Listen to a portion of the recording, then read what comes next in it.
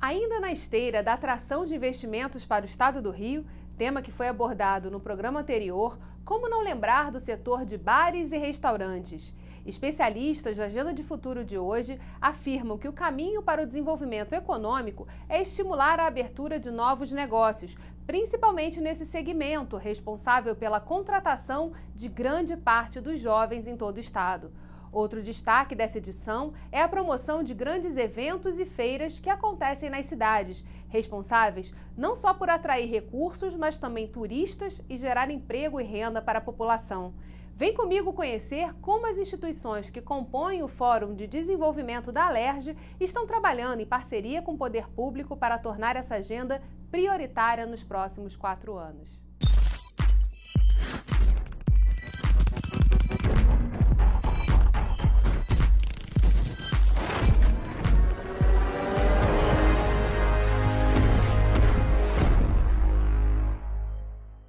O capítulo da Agenda de Futuro de hoje traz como entrevistado o presidente do Sindirio, Fernando Blower.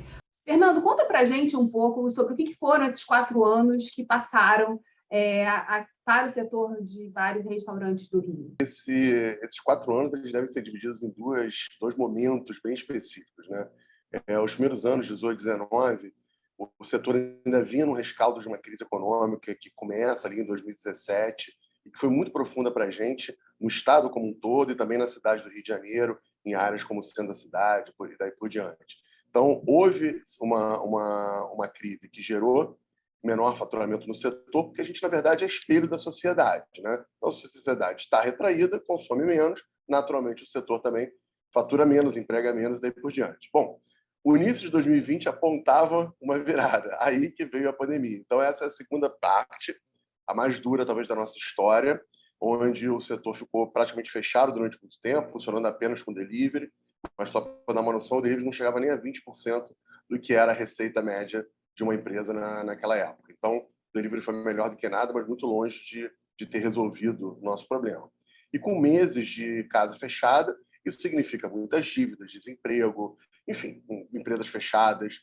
Então, o saldo dessa pandemia, ele foi um saldo bem difícil que a gente ainda está recuperando. Para você ter uma noção, apenas metade dos empregos perdidos nos anos de 20 e 21 ainda foram recuperados. Então, a gente ainda está metade do caminho de volta, né? E empresas, a mesma coisa. A gente está tendo agora abertura de novas empresas, naturalmente, a economia voltando, isso é natural, mas a gente chegou a ter mais ou menos um quarto das empresas do setor fechadas em definitivo, tá? Então, foi um impacto bem relevante. E como é que a gente está hoje?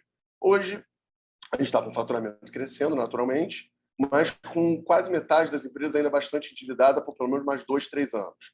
Então, vai ser um panorama ainda de recuperação relativamente longo, tá? Com dívidas tributárias, dívidas bancárias, sobretudo, e um impacto de inflação gigantesco. Então, a gente tem o custo aumentando, tem dívida para pagar e um faturamento cuja margem, às vezes, não é aquela que é necessária para isso tudo. Então, é um momento melhor do que a gente passou nos últimos anos, porém ainda de um grande desafio. Agora, pensando nos próximos 4 anos e na agenda de desenvolvimento do Estado, né? Sem dúvida, esse setor contribui para esse desenvolvimento, porque o setor de serviço é um setor demandante de mão de obra. Qual deve ser a agenda do Estado para os próximos 4 anos, pensando nesse desenvolvimento? Às é fundamental você trazer esse ponto da empregabilidade, que talvez esse seja o nosso maior impacto social para o Estado do Rio de Janeiro.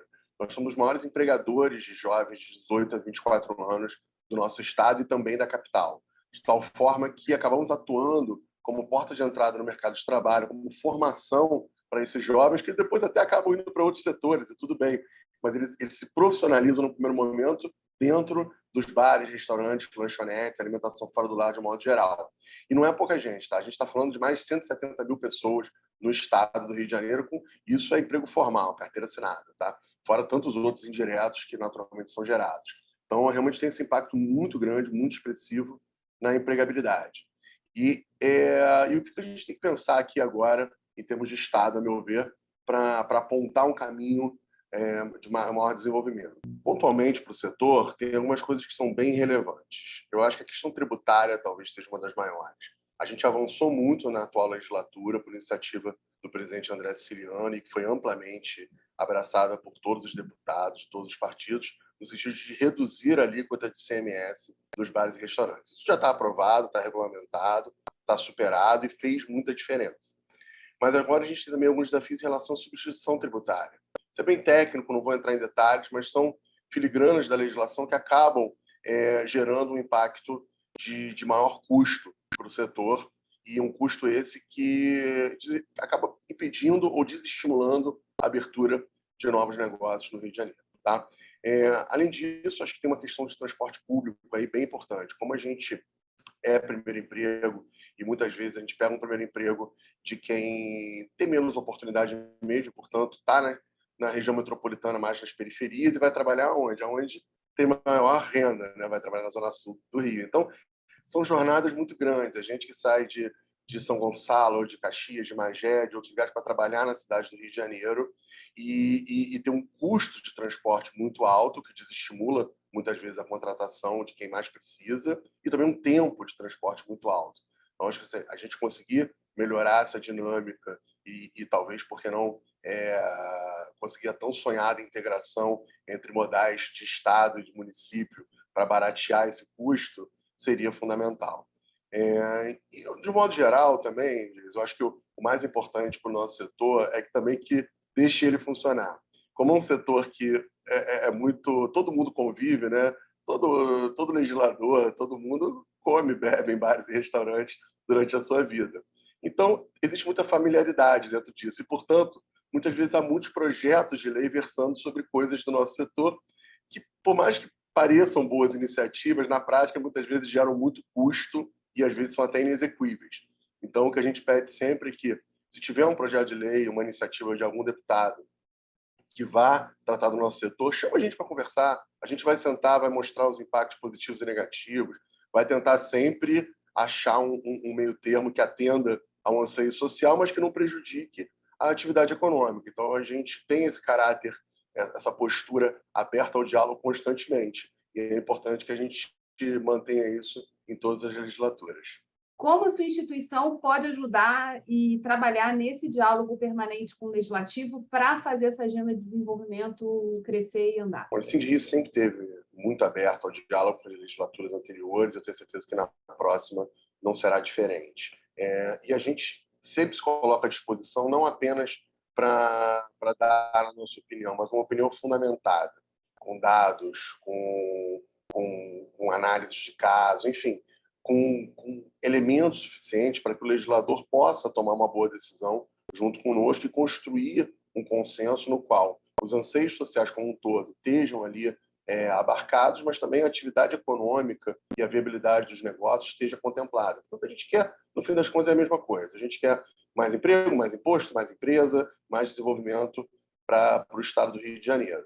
E é sempre importante ter esse diálogo também, porque muitas vezes alguns projetos de lei muito bem intencionados, eles acabam gerando um impacto econômico que o legislador, por não ser do setor, não percebe. E aí é nosso papel mostrar que por trás, às vezes, de uma boa intenção pode ter um prejuízo muito grande.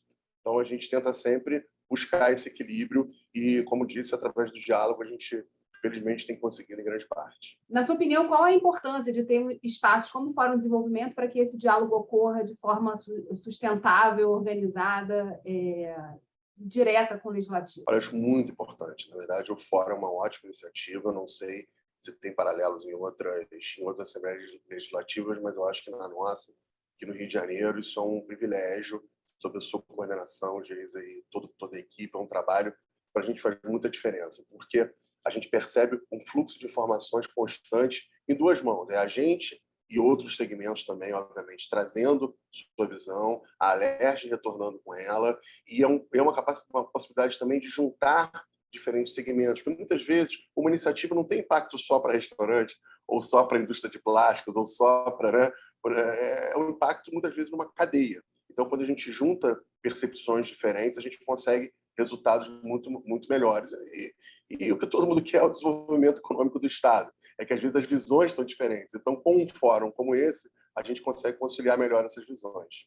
Agora, eu queria te perguntar sobre esse diálogo também do setor de bares e restaurantes com o turismo, já que esse é um tema, né? O Rio de Janeiro tem uma vocação para o turismo muito grande, mas também tem vários desafios a vencer nessa jornada, né, de desenvolvimento, para que a gente veja, de fato, o turismo gerando tantos recursos quanto pode nessa grande cadeia. Queria que você falasse um pouquinho sobre isso. A indústria do turismo ela é fundamental, eu diria, para o estado do Rio de Janeiro, não só para a capital. Muitas vezes tem os grandes símbolos da capital, né? Copacabana, Ipanema, Lapa, mas, na verdade, o estado como um todo ele é bastante impactado pelo turismo e pode ser muito mais, se a gente fizer um bom trabalho.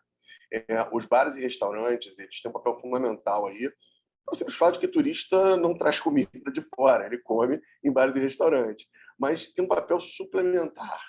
Além dessa necessidade que o turista tem de se alimentar, ele também a gastronomia ela pode ser um atrativo para esse turista, ou seja, mais um motivo para ele vir para o nosso estado, para conhecer bares e restaurantes tradicionais, chefes famosos, comidas ou bebidas de terroir, né? A gente tem o café no interior do estado, a gente tem toda uma parte de laticínios também, a gente tem tanta coisa legal no estado do Rio de Janeiro para se explorar e para se anunciar, né? Estão produzindo cerveja de ótima qualidade, cachaças incríveis que ganham prêmios internacionais. Então tem muita coisa legal e acho importante a gente dar o devido destaque para isso, de tal forma que a gente consiga entrar no cenário turístico, não só o internacional, mas também o doméstico, como destino preferencial. Agora, tem algumas coisas que a gente precisa melhorar como segmento como um todo, não só bares e restaurantes. A gente precisa receber melhor esse turista na jornada dele. No momento que ele chega no aeroporto, na rodoviária, o transporte que ele vai pegar, como ele será atendido, pessoas que falam outros idiomas, a segurança pública não só no sentido dos indicadores de segurança, mas da percepção, né? Quando ele chega num local, às vezes, muito bagunçado, com muita gente, que ele não consegue achar a solução, ele se sente inseguro também. Então, a imagem do Rio de Janeiro, como a gente projeta, o que a gente conta sobre o nosso estado. Então, tudo isso contribui muito, positivo ou negativamente, para um maior resultado. Agora, o nosso potencial ele é gigantesco. A gente tem atrativos, a gente tem infraestrutura, a gente tem história, a gente tem tudo. A gente precisa melhorar a operação disso. E a comunicação, claro.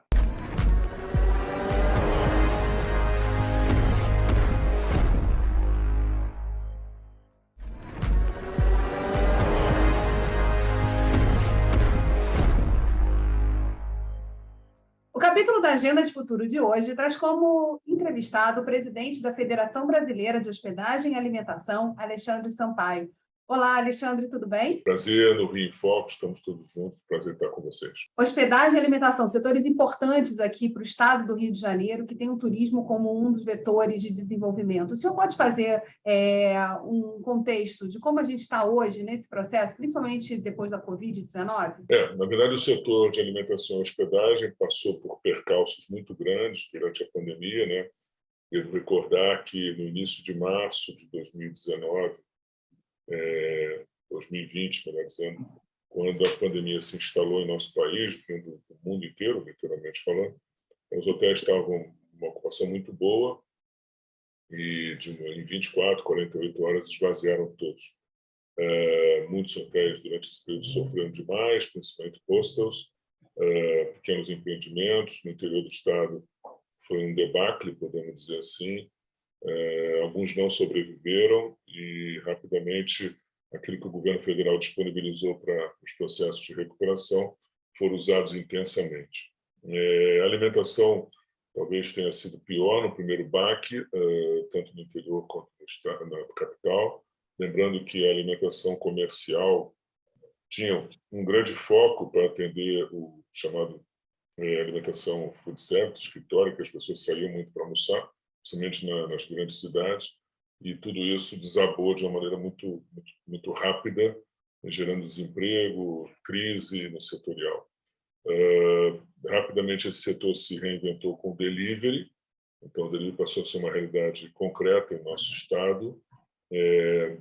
Devemos ressaltar que muitos também se socorreram, principalmente para linhas de crédito voltadas para micro e pequena empresa, lucro real é presumido, as empresas tiveram que se estruturar um pouco mais, porque as linhas eram mais restritas, mas, de maneira geral, passamos o percalço e, mesmo em julho de 2020, já havia acenos no Brasil, não necessariamente no estado do Rio, de que alguns locais distantes, de praias, né, paradisíacas, tinham estruturas prontas a receber brasileiros que queriam viajar. Imagina até que cariocas e fluminenses viajaram bastante para esses lugares. O Rio também se reinventou em algumas regiões turísticas, passaram a receber hóspedes que tinham essa perspectiva de cumprir o confinamento em locais, né, protegidos, em locais que tinham os planos de contingência ou de serviços prestados com o processo de seguimento dos protocolos, e nós conseguimos, a partir dali, começar a ver luz no final do túnel. Claro que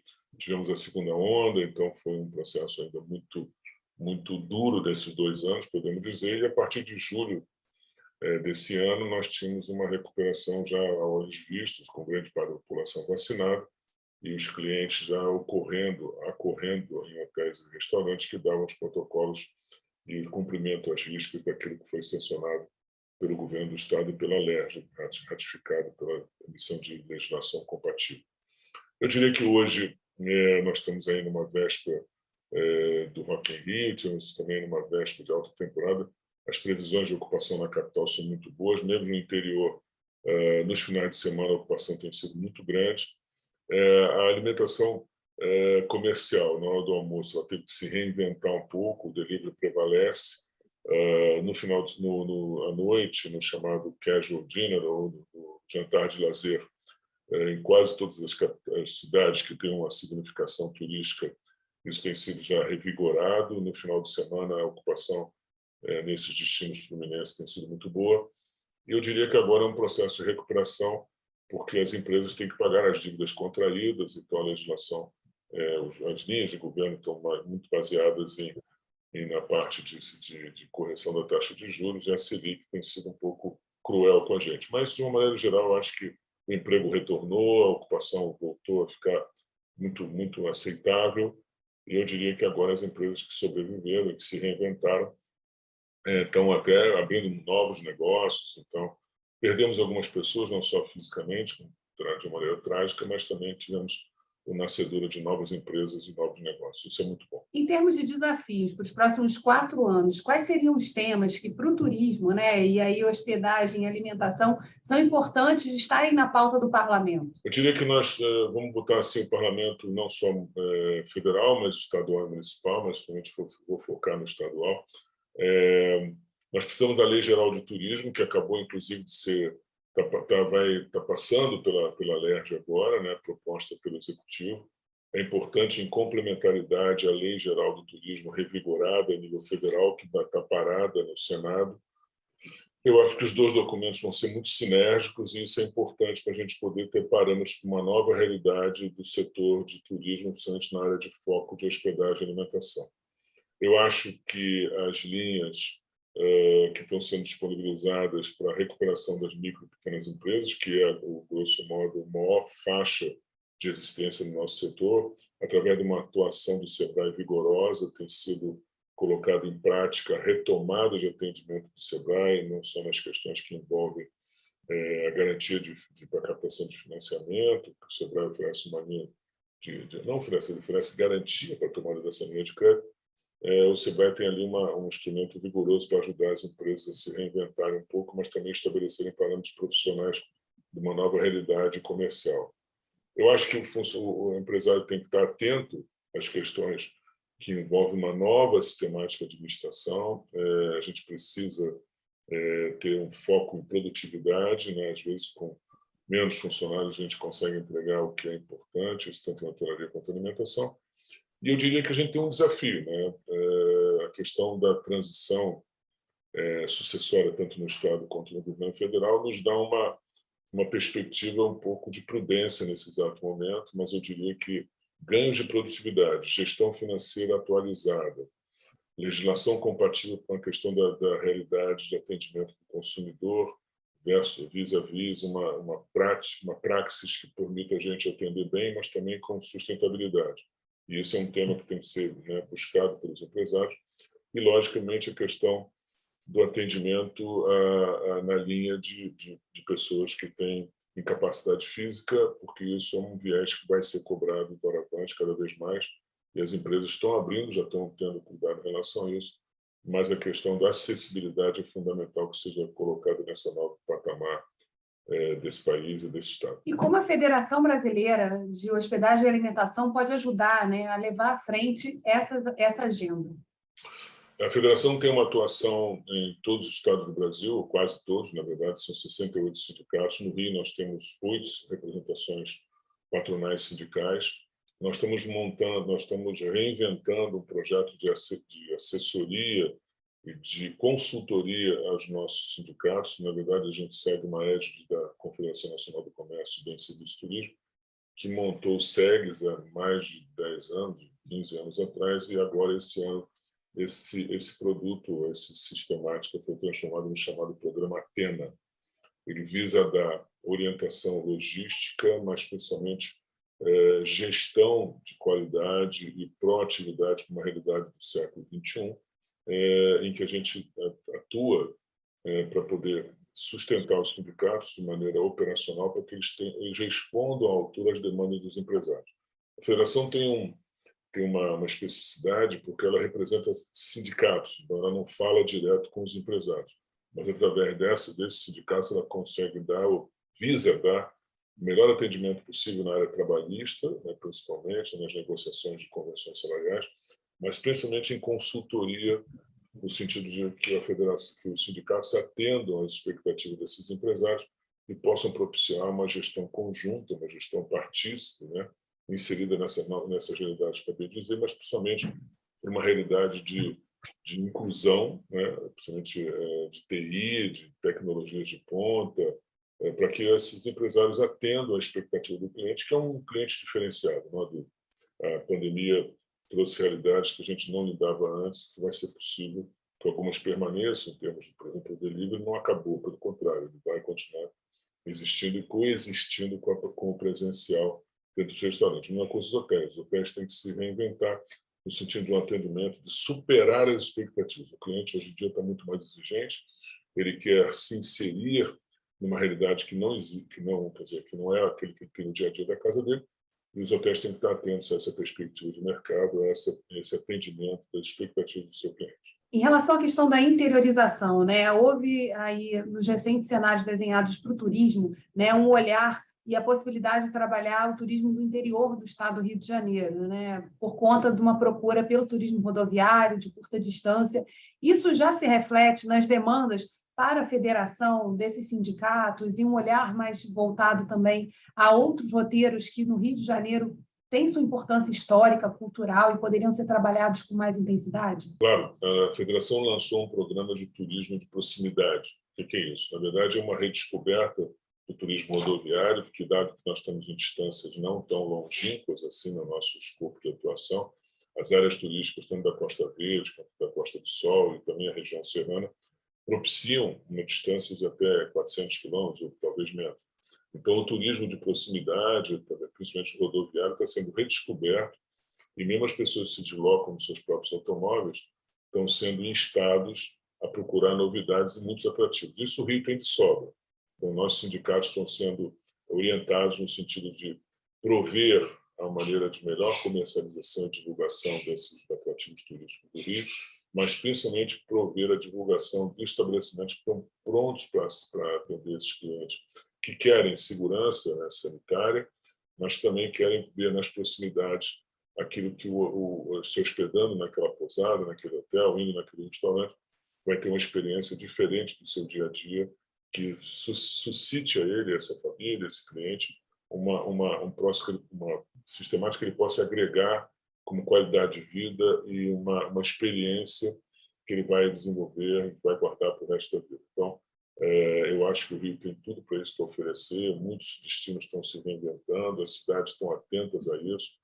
O governo do estado fez um trabalho muito importante na Secretaria de Turismo, e eu acho que agora, seja quem seja eleito, não importa, vai ter uma continuidade desse processo, deve ter uma continuidade, e principalmente agora nós estamos preparados vamos ter que estar preparados para a volta dos turistas estrangeiros. O Rio sempre foi um destino aclamado e é icônico para o turista internacional.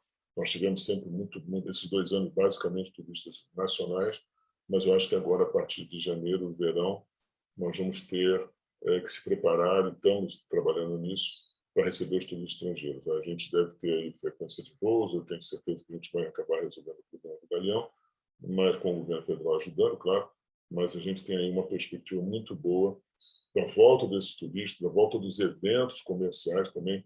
É importante notar que a última fronteira já está acontecendo, são a volta dos congressos, seminários, convenções, então isso é importante para a nossa economia fluminense, tanto no interior quanto na capital, e que a gente tem certeza que, a partir de um processo profissional como nós desenvolvemos nesses últimos 2 anos, a gente está atentos e prontos para receber esse turista estrangeiro de braços abertos. E qual a importância para a federação de fazer parte do Fórum Permanente de Desenvolvimento Estratégico aqui na Assembleia Legislativa? A Assembleia Legislativa, ao montar o fórum e desenvolver esse processo de discussão, de coesão, de troca de ideias, teve uma iniciativa muito louvável, porque a economia ela é holística no sentido do serviço e da vocação que o Estado do Rio tem. Nós não temos, claro, um grande segmento industrial, até existe o turismo industrial, que a gente pode até no futuro pensar em desenvolver também, que cabe à visita de fábricas de excelência. Isso já existe em São Paulo, em vários países da Europa, isso é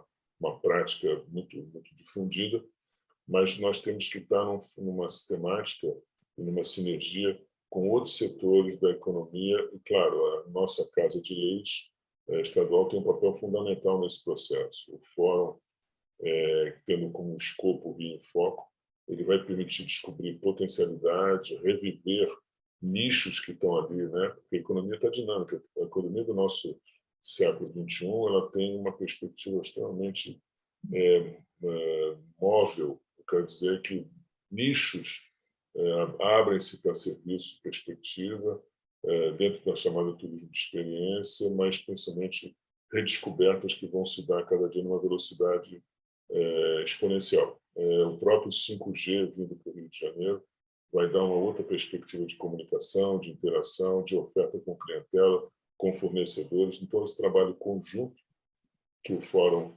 Permanente da LERJ propicia desenvolve e abre perspectivas de um turismo integrado, fornecedores, legislação da Casa Estadual do Rio e, principalmente, as questões que envolvem sinergia, não, convivência com potencialidade de outros setores que acabam se complementando-se e atuando em conjunto com uma melhor perspectiva de desenvolvimento integrado. Acho fundamental e louvo a Assembleia por ter essa iniciativa. E já está consolidada, é um sucesso no nosso fórum. Então, o Rio em Foco é um exemplo para outros estados, com certeza.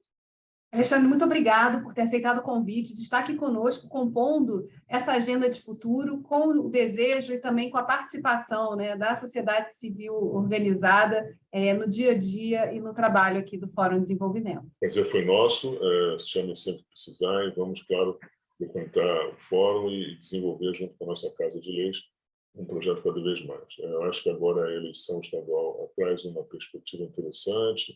Teremos renovação, mas também teremos conversa com grandes deputados que já fazem um trabalho importante para o nosso Estado e o nosso país.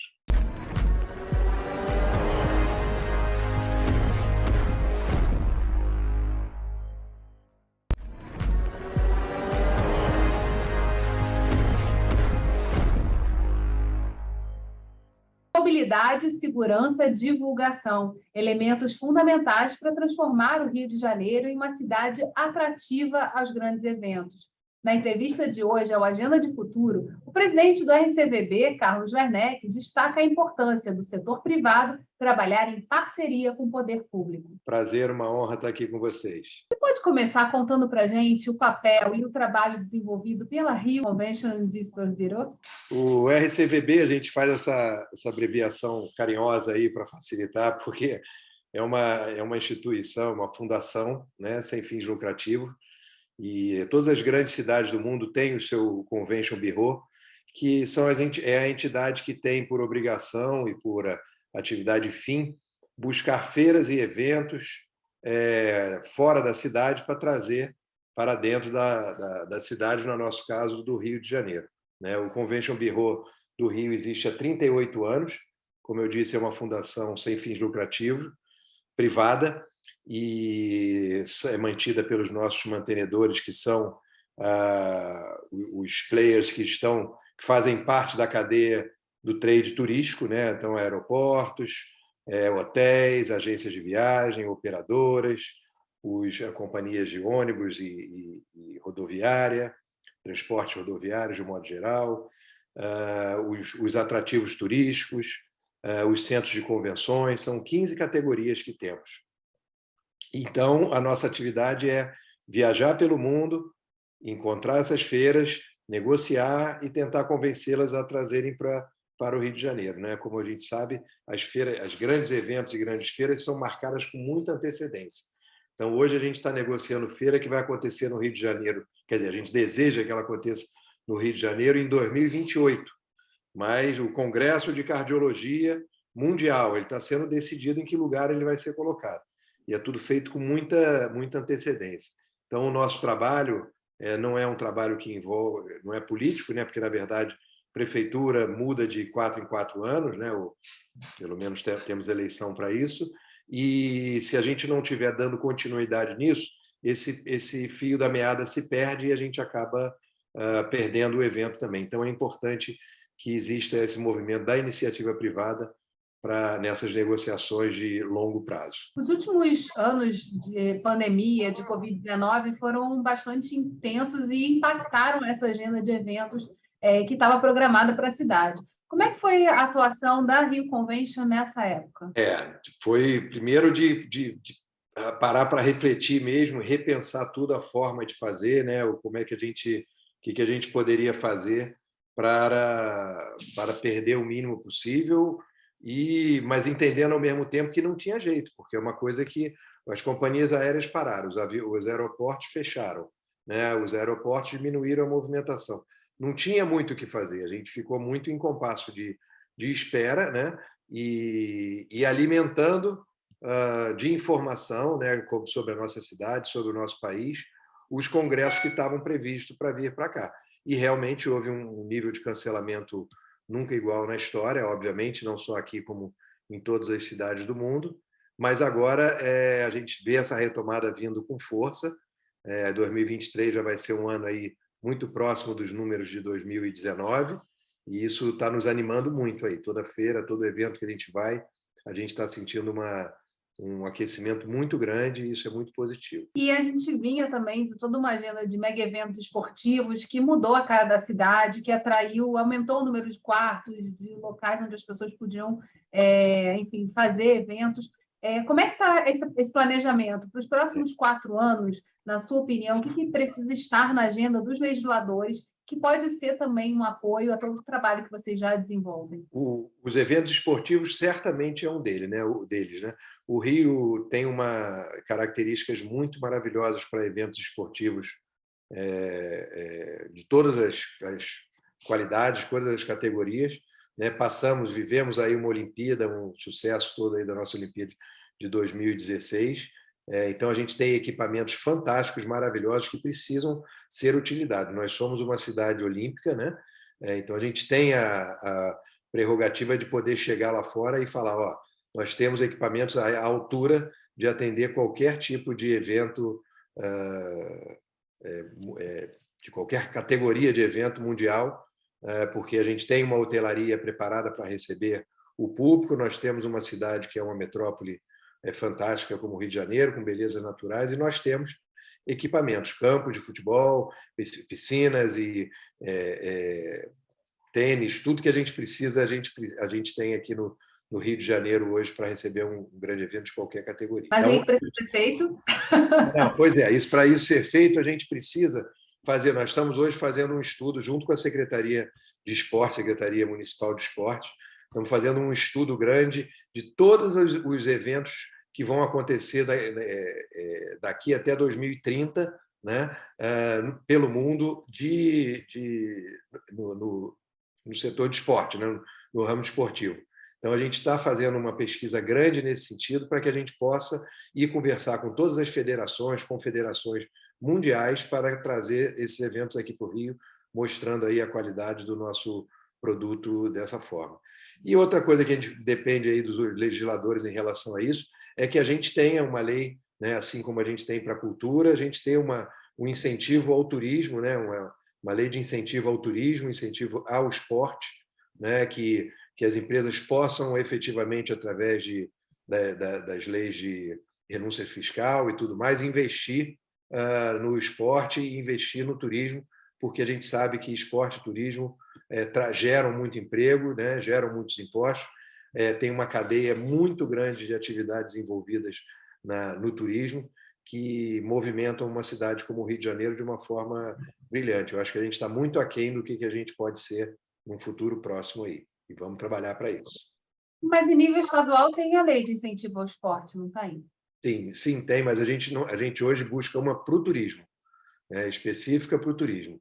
E a gente tem a do esporte e a gente tem que melhorar ela precisa de evoluir, e a gente tem um projeto para mandar para a Câmara para discutir isso. E a lei de turismo é importante a gente ter um incentivo também, né, onde a renúncia fiscal lá, de alguma forma, possa ser investida em ações de divulgação da cidade.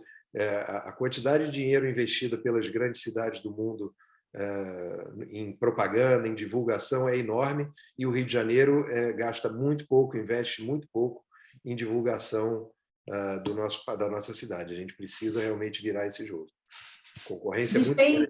Aqui, recentemente, na Leste, foi aprovada a Lei Geral de Turismo, na verdade, rebatendo a federal, né, trazendo aí para esse tema, nesse processo de estruturação do turismo, justamente para poder acessar esses recursos que existem no próprio Ministério do Turismo e que é feito através da regionalização, né? Isso foi agora, né? Tem 2 semanas ou coisa parecida. Eu vi a apresentação lá do deputado Gustavo Tutuca e outros mais envolvidos nisso. Então, para a gente, sem dúvida, foi um alento isso. Apesar de ter alguns vetos ainda a serem derrubados aí, a gente está trabalhando para isso e esperamos que essa lei cada vez fique melhor e que ela realmente possa fomentar o turismo da maneira que ele merece.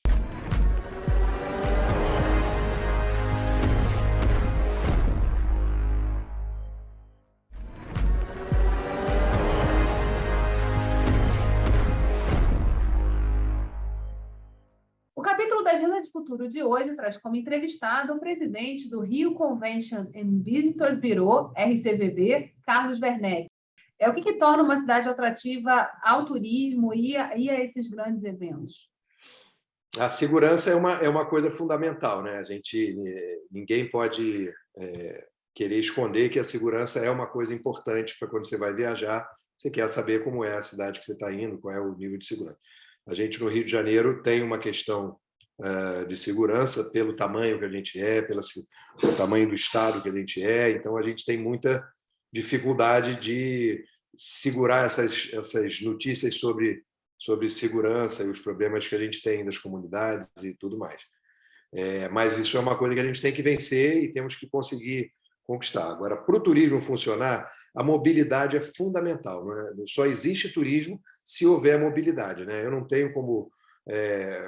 Se eu não tenho como chegar a Paris, eu não tenho como fazer uma viagem de turismo para Paris ou a negócio, porque eu não tenho como chegar.